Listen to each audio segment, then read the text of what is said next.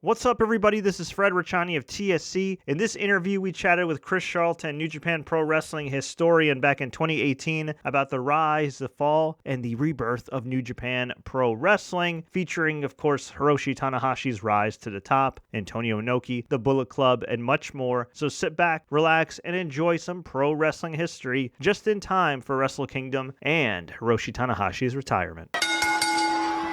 I have right here on the line a special guest, Chris Charlton. He is the man who wrote the definitive history of New Japan Pro Wrestling, the critically acclaimed book, Alliance Pride, the turbulent history of New Japan Pro Wrestling, which is available right now on Amazon. He's currently working on another book on the legendary history of the Tokyo Dome. Chris, how's it going? Good, yeah, tremendous. Now, I appreciate you taking the time to do this. We have about a 14-hour time difference. You're in Yokohama, Japan right now. And before we dive deep into the history of Japanese pro wrestling, the current state of Japanese pro wrestling, I understand you have a pretty unique story yourself. Good grief. Do I don't know. Yeah, maybe. Yeah, I think it's being an expat.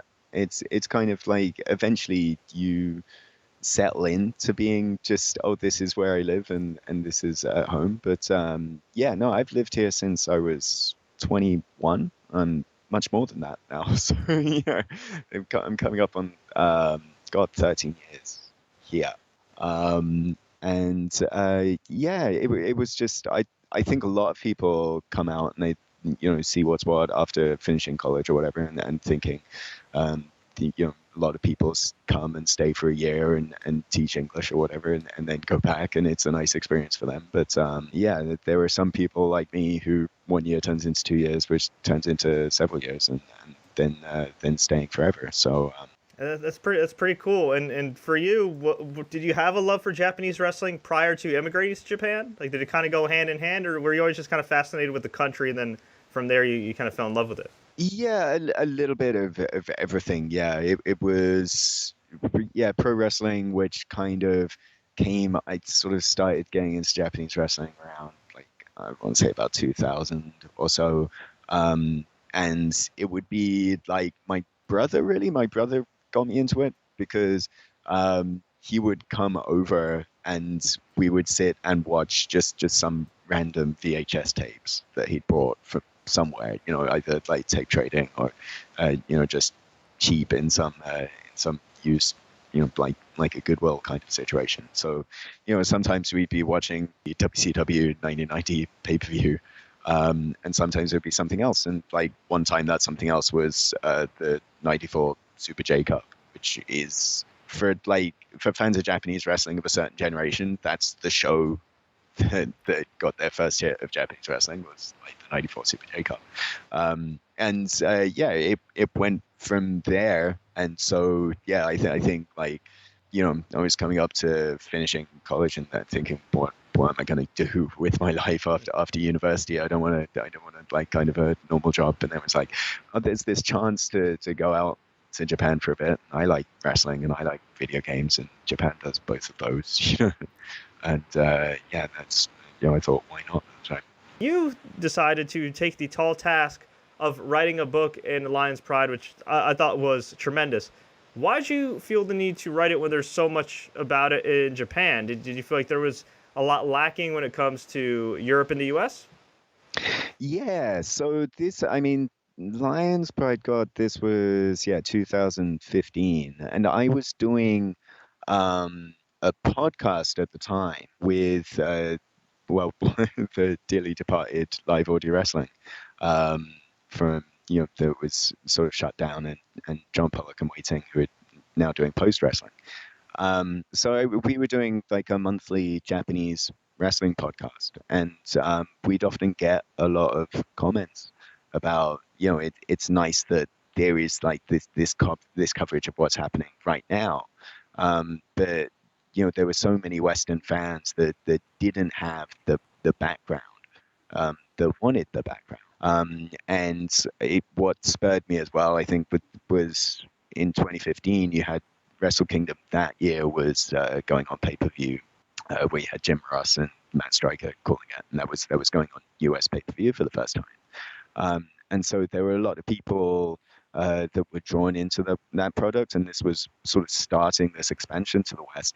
But people didn't have like a frame of reference as far as the history went, because there was just such a lack of information in English. So, yeah, I mean, that's what prompted me to do a sort of surface level look, I think, at New Japan, and just give somebody, give the general fact.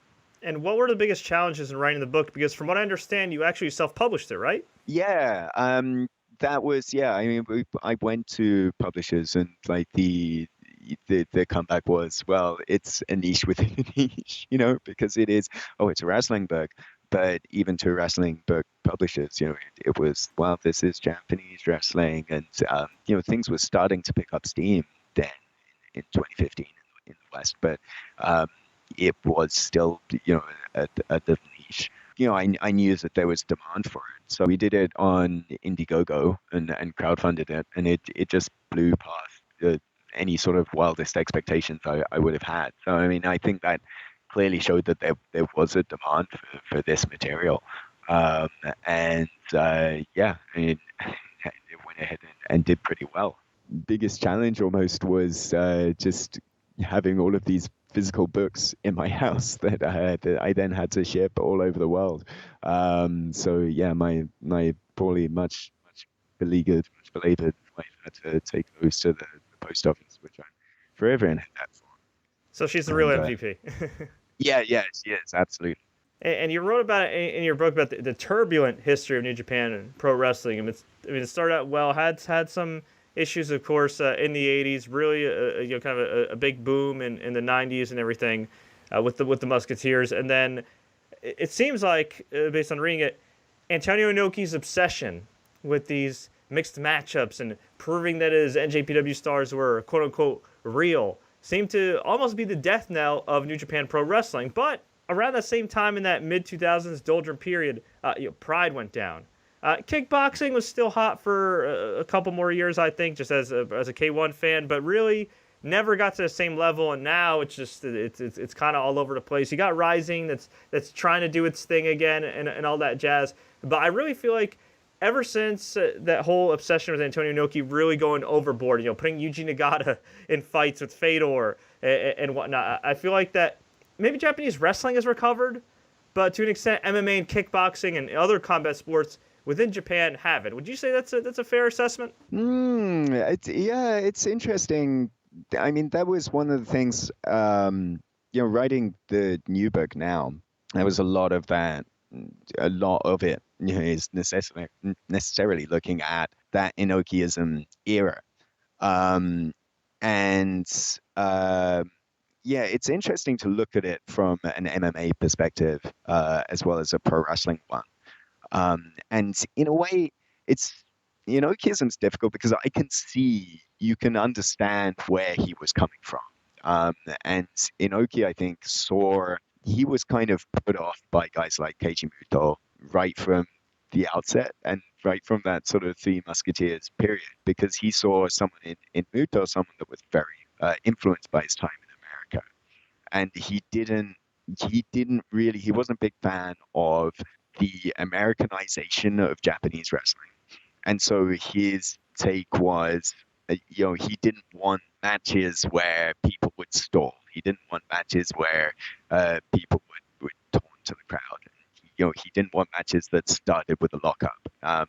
He would want something that was more aggressive. And then he kind of saw at the same time, Pride was booming, Grace was doing well, whatever. So he's in a way, like, his logic sort of was sound, but he didn't really realize that the audiences were separate, right? Right, because I think the pro wrestling fans wanted to see them wrestle, and Nakamura, like for him specifically, at his point in his career, he wasn't that great of a pro wrestler, and I think he himself would admit that. And he was kind of rushed into this exhibition match with Fujita, and then went straight to the LA dojo to basically train MMA. So I think for pro wrestling fans, didn't really view him as one of theirs. Even though Nakamura wanted to be a pro wrestler more than a fighter. So like the wrestling fans wanted to see him dedicated and be a pro wrestler. But to the MMA fans, they were saying, well, he's an Inoki guy, so he's a New Japan guy. He's a pro wrestler. If he'd apply himself to be an MMA fighter, then we'd sit up and take notice. So it was like this neither fish nor foul thing.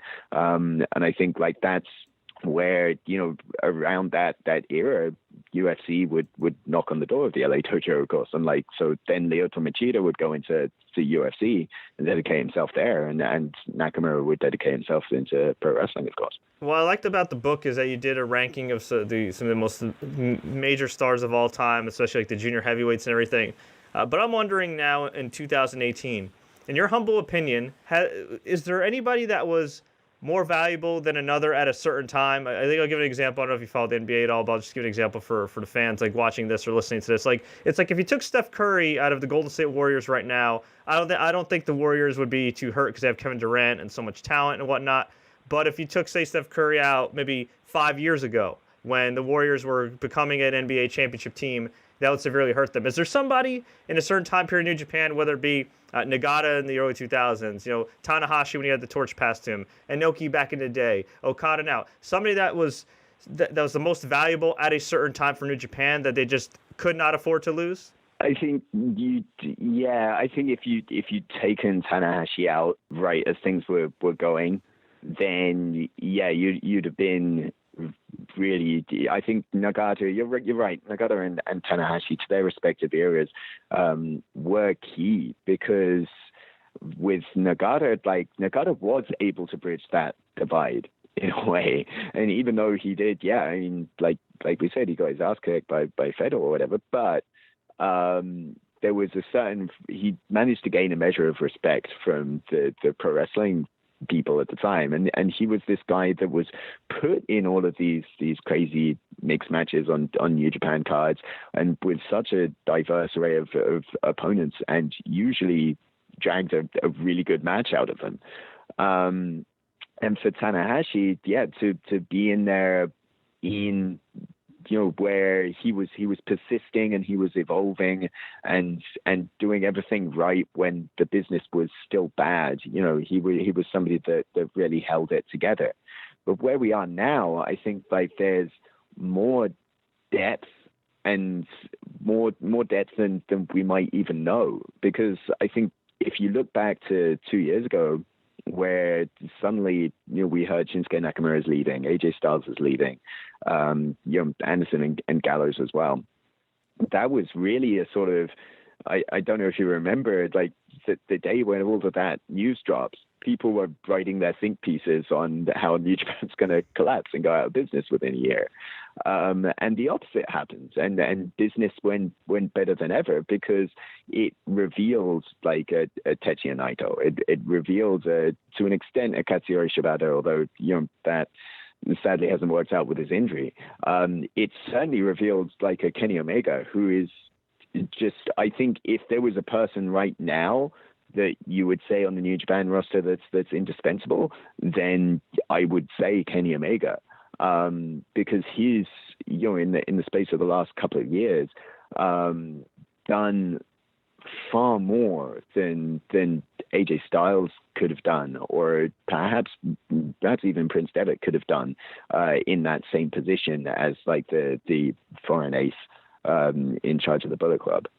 And Chris, I don't know if you remember this, just a couple years ago too, was when those guys left, there was a legit debate of whether or not Kenny Omega could fill AJ Styles' spot. And it seems silly in retrospect, but at the time, even though Kenny was a great wrestler and is still a great wrestler, there were legitimate questions, and I think he's unbelievably over-delivered since then.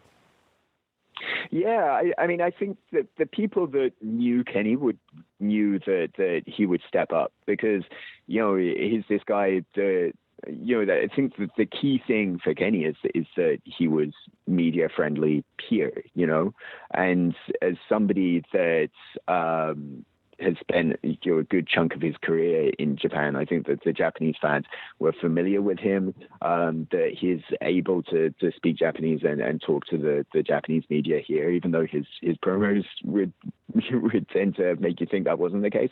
But that's like a key thing, because he can go out and talk to a Tokyo Sports. He can go out and talk to a Weekly Pro Wrestling, whatever, and get the word out that way. I think like the people that really knew Kenny knew that he was going to do well, but yeah, I mean, to the extent that he has, and it's I don't know, it's easy to be sort of caught in a wind tunnel when you're on, especially for following pro wrestling on social media, and you kind of have people around you with similar thoughts to you. But it always feels like Kenny's the biggest star, not just in New Japan, but like I think he's the biggest figure in pro wrestling at large right now, because he managed to take the ball, run with it, and kind of show not just how good he is in ring, but how much of an everyman he is, and how sort of likable a personality he has the outside doing as well. Do you feel like they made a mistake by not giving Tetsuya Naito the IWGP title at Wrestle Kingdom? Because I'm watching that, and you're immersed in it, of course. I'm not as much, but I'm watching it from afar on pay-per-view. And Okada's had an incredible run. I think maybe the greatest in-ring run of all time, which that I've personally seen. But you see Naito, and you see him coming out there, and you see the chants and all the Los Ingobernables de Japon merchandise, and I'm waiting for this moment for him to be crowned, and then he just loses. Now, granted, it looks like he's going to be working a program with Chris Jericho. That's a hell of a consolation prize. He's still a big star and everything. But I just feel like, to an extent, it kind of felt like those times in WWE where a guy's got momentum, and then for whatever reason, at the time, when it seems like the right time, they don't go with him as champion. Was that the feeling at the Tokyo Dome based on what you gathered, or do you think a guy like Naito, given the level of star he's at right now, will be okay? I think Naito's like more than okay. I think as well, like it's a mark of how successful and how good he is in that spot, that he's able to make people who are sort of, I hate to use the word, but like people who are quote unquote smart to the whole deal, but that he's able to play the sort of raging against the machine, underdog, anti-establishment type so well that when he does lose, you have like people who do call themselves art fans saying, the management, they screwed him over again. And it's like that's exactly the character he's playing. But no, I think that I don't think his story is anywhere near done. I think if you look at that match, if you rewatch that match knowing that Naito lost, it almost makes it makes the match a whole bunch better almost, because the story that you have there of like Tetsuya Naito, like this guy that became the leader of Los Ingobernables, like after he lost that fan vote to Okada, after he got screwed out of his main event spot. And so he changed his character. He was a very a good wrestler, but without any real sort of substance to him. And it's like you're kind of looking at him going, who really are you? And he found this sort of anti-establishment character, and he said it himself in interviews, like he stopped really worrying about what people were thinking. He stopped really worrying about how he was going to get over, and instead he did what he wrestled the way he wanted to and started enjoying himself. And that's when he had this surge of popularity behind him. So then when he goes into this match, he's got like the biggest momentum. He's got all the momentum that you could hope for. But in the back of his mind, like he's still that sort of clean cut, babyface, happy-go-lucky kind of wrestler. And so it's so interesting to watch that match where, he has everything in hand on Okada, but like he keeps on going for the Stardust Press, which is a move he hasn't used. And since he was that sort of generic babyface, because like all of a sudden he was thinking about the people, he was thinking about the moment, instead of winning the match. I definitely love that match on a lot of different levels, but I think as well, like, it was Naito's, if you remember back to like Wrestle Kingdom 9, when everybody thought it was Okada's time to finally vanquish Tanahashi in the Tokyo Dome. And then it was, Tanahashi won and Okada was walking away, and you had that great shot of Okada in tears and like Gedo with his hand over his shoulder. And this match was the same again. It was all the momentum behind Naito. Okada wins and Naito walks away, but this time, unlike Okada was crying on his way back to the ring, and Naito just like looks to the crowd and has this wry grin on his face, because he knows like, we're going to do this again. And, and that's the thing of it. I think like a lot of, wrestling, if you've watched Japanese wrestling from a Western perspective, you're used to it being in 3 acts, because that's the way we're taught how stories work, where you have that dark middle period, and then you have your resurgence or what have you, and the good guy triumphs at the end. But Japanese wrestling, Japanese stories have 4 acts instead of 3. And so what we found here was like, if you're going up and up and up, and then suddenly everything takes a left turn. So, I think we're at the end of the 3rd act of 4 instead of the 3rd act of 3 here. And when you put it that way, it's actually kind of more realistic, because in real life, things don't always turn out the way it seems. Yeah, exactly. I think like that's the thing. And, at the end of the day, like it isn't, if you're watching wrestling in the sense of it, if you're not watching it in a meta sense, but you're watching it in the moment, and you're watching it as it's presented as a sport, then the best guy is going to win. The guy with the sort of killer instinct is going to win. And then like Okada had the killer instinct that night, and he is the best. But then you go, well, who's better than the best? Could it be Naito? Could it be Kenny Omega, perhaps? Dave Meltzer has talked about how Gato, the booker of New Japan Pro Wrestling, and of course his manager, wants Okada to one day surpass Antonio Inoki, be a guy that's kind of looked at in the same breath, giving him this run, breaking all these records, having these incredible matches. 5 to 10 years from now, how do you think that Japanese wrestling fans are going to be viewing Kazuchika Okada? I don't think like it's difficult, because it's difficult to put Okada in the same breath as Inoki, because of who Inoki was, in terms of being a promoter, in terms of being a creative person, and it's the same as well with a Misawa, because of what he did creatively as well, and as a president. But I think purely in ring, you would be hard pressed to find someone that's had a better sort of where are we now? Like 5-6 years into this stretch. And it's remarkable. I mean, the guy is 30. That's crazy. Like, he's just turned 30. And if he, and knock on wood and God willing, it won't happen, but like, if he would, if he broke his neck tomorrow and had to call it a career, I think already you would say he would be an all-timer. He would be a top 5 all-timer. He'd be a top 3 all-timer. Yeah, I mean, he was a guy that's been put in this situation, and he's been a sort of hand-chosen guy, but he's consistently proven himself worthy of that. Whoever you put him in with, like, it's it's going to be phenomenal. And yeah, the fact that he still has at least like 10 really good years in front of him.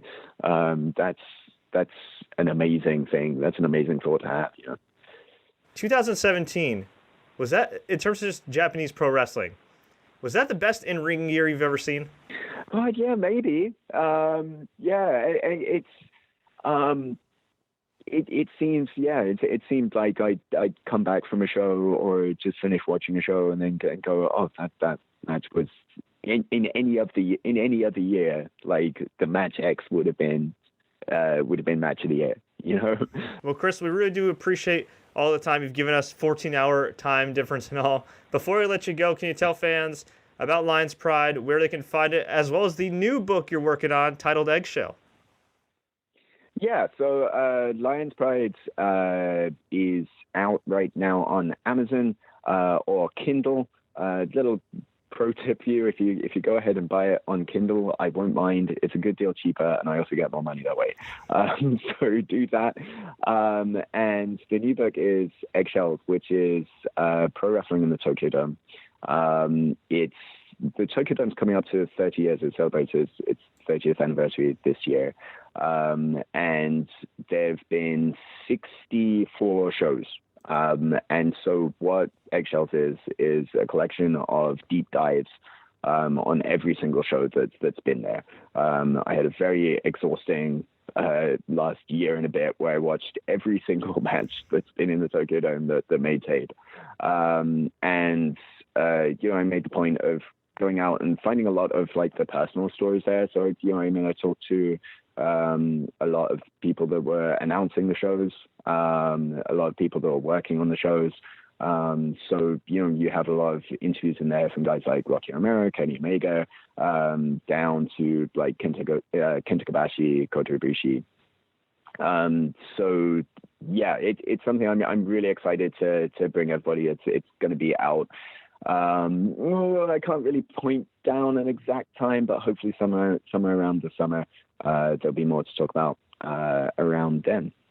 And you can go to eggshellsbook.com for more of that information. I was just about to forget that URL. But and we can follow you on Twitter, right, at ReasonJP? Yep, that's right. Great. Well, Chris, thank you so much for your time. We'll definitely have you back on when that Eggshell book comes out. Certainly looking forward to it. We appreciate all the work you do. Fans, if you don't follow him online, you got to follow Chris online. Always print out the translations, always has the scoops, always has tremendous analysis. I can't appreciate this time enough, man. Thank you so much.